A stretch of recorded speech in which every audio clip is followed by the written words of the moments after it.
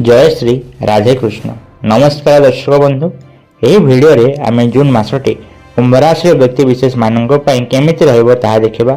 या सहित जून मासरे कुंभ राशि ग्रहर स्थिति, पारिवारिक जीवन, विवाह, स्वास्थ्य, चाकरी और कैरियर, आर्थिक और व्यवसाय स्थिति, छात्र छात्री और शिक्षा आदि समस्त क्षेत्र विषय जानिबा। या सहित ए मासर उपाय, समाधान तथा प्रतिकार विषय जानिबा। तेरे जून मासर मासिक राशिफल अनुसार आपणक प्रथम घरे राहु एवं सप्तम घरे केतु भली प्रमुख ग्रह मानकर अवस्थान आपणक पई अनुकूल नुहे। बृहस्पति वर्तमान आपणक पंचम घरे एवं शनि आपणक द्वितीय घरे अछंती। एही मासरे आपण शनिक 7.5 दे गति करूछंती एवं एही समय आपणक पई मध्यम आपण सुयोग ह्रास करूछंती। आपणको निजर जीविका अर्जन करिवा पई प्रत्येक पदक्षेप रे कठिन परिश्रम करिवा को पड़िबो, नचेत आपण असुविधार सम्मुखीन होई पारंती। ए मासरे द्वितीय घरे शनि स्थान अनुकूल नुहे, तेणु आपणक कैरियर, आर्थिक जीवन एवं व्यक्तिगत जीवन संपर्क में गुरुत्वपूर्ण निष्पत्ति नेवा समय रे आपणको बहुत सतर्कता सहित नेबा उचित। शनि 7.5 एही समय अतीतर भल एवं खराब कर्मर विलोप को प्रतीक करे। समस्त प्रमुख ग्रह मानक मध्यरु केवल बृहस्पति जहाँ आपणक पई घरे अवस्थित एही मासरे अनुकूल देखा जाउछि। पंचम घरे बृहस्पति स्थान एवं आपणक चंद्र राशि रे यार दृष्टिकोण आपणक सफलता आनी पारे। एहीपरि भाबरे आपण आपणकर समस्या गुडी को दूर करि परिबे। शनिक गतिशीलता हेतु एही मासरे आपणक प्रतिकूल फलाफल मिलवा संभावना अछि। आपणक कैरियर, चाकरी, व्यवसाय किंबा आपण जहाँ सहित जड़ित से चाप बढ़ी पारे। आपण केतेबेले निज काम रे फसी जाई पारंती। शनि अनावश्यक यात्रा मध्य करि पारंती। यह आपणक समय एवं शक्ति उभय नष्ट करिवो एवं आपण क्लांत अनुभव करि पारंती। चलंतु जानिबा पारिवारिक जीवन जून मासरे कुंभ राशि व्यक्ति विशेष मानक पई केमिति रहिबो। एही मासरे आपणक परिवार रे खुशीर अभाव होई पारे एवं आपणकर परिवार सदस्यंक सहित आपणकर भल संपर्क न थाई पारे। आपणक परिवार मध्य समस्यार सम्मुखीन होई पारंती, जहाँ आपणक मूल्यबोधरे ह्रास आनी पारे। द्वितीय घरे शनि, प्रथम घरे राहु एवं सप्तम घरे केतु भली प्रमुख ग्रह आपणक पारिवारिक जीवन में खुशी हासिल करिवारे आपणक पई सकारात्मक भाव में काम करिवे नाही। परिवार मध्य विवाद हेबार संभावना अछि, जहाँ एही मासरे आपणक खुशी को ह्रास करि पारे। आपणक परिवार सदस्यंक मध्य उच्च मूल्यबोध को प्रोत्साहित करिवा पई आपणको सेमानंक सहित समन्वय रखी काम करने को पड़िबो। पंचम घरे बृहस्पति एवं आपणक चंद्र राशि रे यार दृष्टिकोण थिबारु आपण समस्या गुड़िकर मुकाबिला एवं दूर करि पारिबे। चतुर्थ घरे अधिपति शुक्र 15 जून ठारू आपणक षष्ठ घरे रहिबे, जहाँ आपणक पारिवारिक जीवन रे अनुकूल फलाफल पाइबारे बाधा सृष्टि करि पारे। परिवार सदस्यंक मध्य अधिक युक्तितर्क एवं समस्या उपजिबार संभावना अछि। या पूर्व शुक्र ग्रह जून 1 रु जून 15 मध्य आपणक पंचम घरे रहिबे, जे आपणक पारिवारिक जीवन में अधिक संतोष आनी पारे। किंतु जानिबा स्वास्थ्य अवस्था जून मासरे कुंभ राशि व्यक्ति विशेष मानक पई केमिति रहिबो। एही मासरे शनिक 7.5 शेष 2.5 वर्ष हेतु आपणको आपणक स्वास्थ्य प्रति अधिक सतर्क रहिबाकू पड़िबो। द्वितीय घरे शनिक अवस्थान सूचाई दिए जे आपण आखि संबंधी समस्यार सम्मुखीन होई पारंती, जहाँ आपणको ध्यान देवा उचित। द्वितीय घरे शनिक अवस्थान आपणको स्थूलतार आशंका मध्य देइथाय। प्रथम एवं सप्तम घरे छायाग्रह राहु एवं केतुक अवस्थान आपणक कांध, जंघ एवं गोड़े जंत्रणा सृष्टि करि पारे। यह चाप हेतु होई पारे। राहु एवं केतुक स्थिति जोगु आपण पाचन समस्यार मध्य भय करंती। पंचम घरे बृहस्पति अवस्थान आपणक स्वास्थ्य रे उन्नति आनी पारे, कारण बृहस्पति दिव्य दृष्टि आपणक चंद्र राशि उपरे पड़ुछि। आपणक स्वास्थ्य रे उन्नति पई ध्यान, प्रार्थना किंबा योग करिबा उचित। तेबे चलंतु जानिबा कैरियर एवं व्यवसाय स्थिति जून मासरे कुंभ राशि व्यक्ति विशेष मानक पई केमिति रहिबो। ए मासरे आपण भल एवं खराब फलाफलर मिश्रण अनुभव करि पारंती। प्रथम घरे राहु एवं सप्तम घरे केतु रहिबा सहित ए मासरे शनि आपणक द्वितीय घरे रहिबे, जहाँ आपणक कार्य चाप को वृद्धि करि पारे। द्वितीय घरे शनि आपणको आपणक भविष्यत विषय रे चिंतित करि पारे। आपण एही मासरे कोन एडाइबा उचित ତାହା ବିଚାର କରିବାକୁ ଚାହିଁପାରନ୍ତି। ଆପଣଙ୍କୁ ଚିନ୍ତା ଏବଂ ଅଧିକ ଚିନ୍ତା କରିବାରୁ ବଞ୍ଚିତ ରହିବା ଉଚିତ, କାରଣ ଏହା ଆପଣଙ୍କୁ ଅତ୍ୟଧିକ ଚାପ ସୃଷ୍ଟି କରିପାରେ।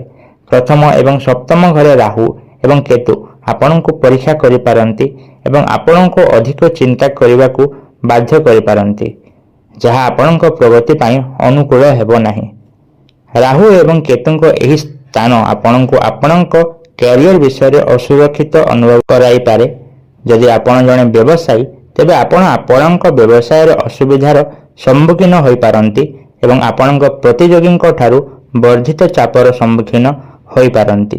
ଆପଣଙ୍କ ପ୍ରତିଯୋଗୀଙ୍କ ସହିତ ମୁକାବିଲା ଦ୍ୱାରା ଆପଣ ଅସୁବିଧାର ସହିତ ପଡ଼ିପାରନ୍ତି। ଯଦି ଆପଣ ଦୁଇଟିରୁ ଅଧିକ ବ୍ୟବସାୟ ଆରମ୍ଭ କରିବାକୁ କିମ୍ବା ସହଭାଗିତାରେ କାମ କରିବାକୁ ବିଚାର କରୁଛନ୍ତି, ତେବେ ଜୁନ୍ ମାସ ଏହା କରିବା ପାଇଁ ଏକ ଭଲ ସମୟ ନୁହେଁ। ଏହି ସମୟ ଗୁରୁତ୍ୱପୂର୍ଣ୍ଣ କ୍ଷତି ହୋଇପାରେ, ଯାହା ବିଷୟରେ ଆପଣଙ୍କୁ ସତର୍କ ରହିବାକୁ ପଡ଼ିବ। ଆପଣ ଚାକିରି କରୁଥିବେ କିମ୍ବା ବ୍ୟବସାୟ କରୁଥିବେ, ଆପଣଙ୍କୁ ଆଗୁଆ ଯୋଜନା କରିବାକୁ ପଡ଼ିବ ଏବଂ ଅଧିକ ସତର୍କ ରହିବାକୁ ପଡ଼ିବ। କେବଳ ସେତେବେଳେ ଆପଣ ଉଚ୍ଚ ସ୍ତରରେ ସଫଳତା ହାସଲ କରିପାରିବେ, ନଚେତ୍ ଆପଣ ନିଜକୁ ଅସୁବିଧାରେ ପକାଇ ପାରନ୍ତି। ଏହି ମାସରେ ଦ୍ୱିତୀୟ ଘରେ ଶନି ଥିବାରୁ ଆପଣ କିଛି ଚ୍ୟାଲେଞ୍ଜ ସମ୍ମୁଖୀନ ହୋଇପାରନ୍ତି, ଯେପରି ଆପଣଙ୍କ କଠିନ ପରିଶ୍ରମ ସତ୍ତ୍ୱେ ଆପଣଙ୍କ ଉପରିସ୍ଥ ଅଧିକାରୀଙ୍କ ଠାରୁ ସ୍ୱୀକୃତି ନ ପାଇବା। ବ୍ୟବସାୟୀମାନେ ଆପଣଙ୍କୁ ଆର୍ଥିକ ପ୍ରତିବନ୍ଧକ ଏବଂ ଆଭ୍ୟନ୍ତରୀଣ ସମସ୍ୟାର ସମ୍ମୁଖୀନ ହେବାର ସମ୍ଭାବନା ରହିଛି। ଆପଣଙ୍କ ପ୍ରତିଯୋଗୀମାନଙ୍କ ଠାରୁ ମଧ୍ୟ ବାଧା ଏବଂ ଧମକର ସମ୍ମୁଖୀନ ହୋଇପାରନ୍ତି। ଯଦି ଆପଣ ସହଭାଗୀ ଅଛନ୍ତି, ତେବେ ଆପଣ ଆପଣଙ୍କ ବ୍ୟବସାୟିକ ଅଂଶୀଦାରୀଙ୍କ ଠାରୁ ସମସ୍ୟାର ସମ୍ମୁଖୀନ ହୋଇପାରନ୍ତି। ଏହି ଚ୍ୟାଲେଞ୍ଜ ସତ୍ତ୍ୱେ ପଞ୍ଚମ ଘରେ ବୃହସ୍ପତିଙ୍କ ସ୍ଥାନ ଏବଂ ଆପଣଙ୍କ ଚନ୍ଦ୍ର ରାଶିରେ ଏହାର ଦୃଷ୍ଟି ଆପଣଙ୍କୁ ଆଶ୍ୱସ୍ତି ଦେବ। ଆପଣଙ୍କ ଚନ୍ଦ୍ର ରାଶିରେ ବୃହସ୍ପତିଙ୍କ ଦୃଷ୍ଟି ସହିତ ଆପଣ ଆପଣଙ୍କ ଚାକିରି କିମ୍ବା ବ୍ୟବସାୟରେ ଅସାଧାରଣ ଭାବରେ ଭଲ ପ୍ରଦର୍ଶନ କରିପାରିବେ। ତେବେ ଚାଲନ୍ତୁ ଜାଣିବା ଆର୍ଥିକ ସ୍ଥିତି ଜୁନ୍ ମାସରେ କୁମ୍ଭ ରାଶିର ବ୍ୟକ୍ତିବିଶେଷମାନଙ୍କ ପାଇଁ କେମିତି ରହିବ। ଏହି ମାସରେ ଆପଣଙ୍କ ଚନ୍ଦ୍ର ରାଶିରୁ ଦ୍ୱିତୀୟ ଘରେ ଶନିଙ୍କ ଅବସ୍ଥାନ ହେତୁ ଆପଣଙ୍କ ଆର୍ଥିକ ପ୍ରବାହ ଖରାପ ରହିବ ଏବଂ ଏହି ସ୍ଥିତି ଆପଣଙ୍କ ଆର୍ଥିକ ପ୍ରବାହକୁ ବାଧା ଦେଇପାରେ। ଏହା ବ୍ୟତୀତ ଆପଣ ଟଙ୍କା ସଞ୍ଚୟ କରିପାରିବେ ନାହିଁ। ଦ୍ୱିତୀୟ ଘରେ ଶନି ଥିବାରୁ ଆପଣଙ୍କୁ ଅଧିକ ଟଙ୍କା ସଞ୍ଚୟ ଏବଂ ସଂଗ୍ରହ କରିବା ଭଳି ଗୁରୁତ୍ୱପୂର୍ଣ୍ଣ ନିଷ୍ପତ୍ତି ନେବାରେ ଅସୁବିଧାର ସମ୍ମୁଖୀନ ହେବାକୁ ପଡ଼ିପାରେ। ପ୍ରଥମ ଏବଂ ସପ୍ତମ ଘରେ ଛାୟାଗ୍ରହ ରାହୁ ଏବଂ କେତୁ ଥିବାରୁ ଏହି ମାସରେ ଅଧିକ ଟଙ୍କା ରୋଜଗାର କରିବାରେ ଆପଣଙ୍କୁ ଯଥେଷ୍ଟ ଅସୁବିଧାର ସମ୍ମୁଖୀନ ହେବାକୁ ପଡ଼ିପାରେ।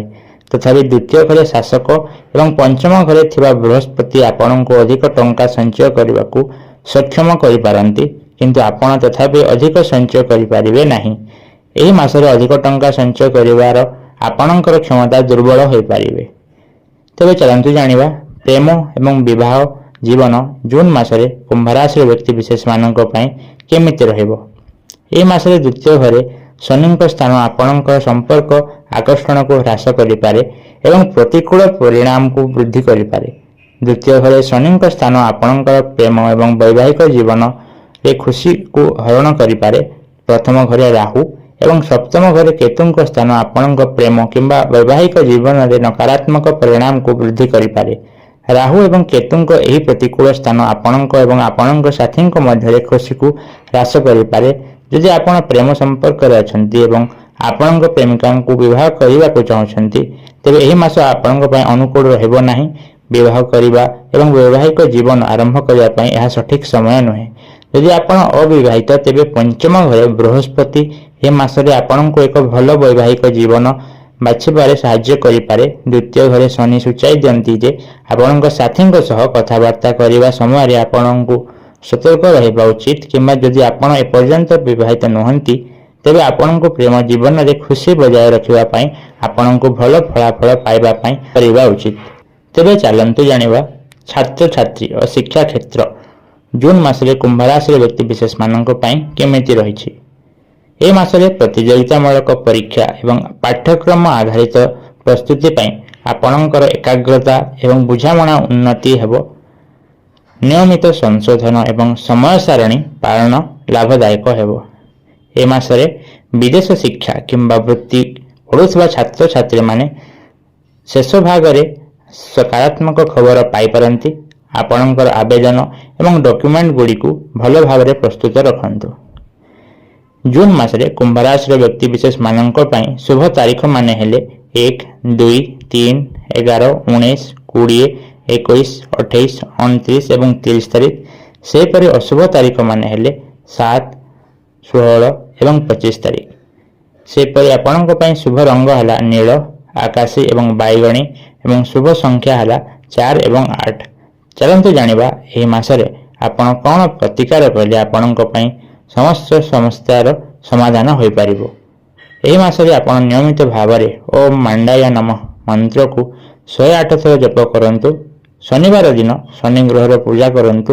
ପ୍ରତିଦିନ 11 ଥର ଓମ୍ ନମୋ ନାରାୟଣ ମନ୍ତ୍ରକୁ ଜପ କରନ୍ତୁ। ତେବେ ଏହି ପ୍ରତିକାର କଲେ ଆପଣଙ୍କ ପାଇଁ ଜୁନ୍ ମାସଟି ଅତ୍ୟନ୍ତ ଶୁଭ ରହିବ। ତେବେ ଏହା ଥିଲା କୁମ୍ଭ ରାଶିର ଏହି ମାସର ରାଶିଫଳ। ଯଦି ଆପଣଙ୍କୁ ଆମର ଭିଡ଼ିଓ ପସନ୍ଦ ଆସିଛି ତେବେ ଏହାକୁ ଆପଣଙ୍କ ବନ୍ଧୁମାନଙ୍କ ସହିତ ସେୟାର କରନ୍ତୁ ଏବଂ ଏମିତି ରାଶିଫଳର ଭିଡ଼ିଓ ସର୍ବପ୍ରଥମେ ଜାଣିବା ପାଇଁ ଆମ ଚ୍ୟାନେଲକୁ ସବସ୍କ୍ରାଇବ୍ କରନ୍ତୁ। ଧନ୍ୟବାଦ।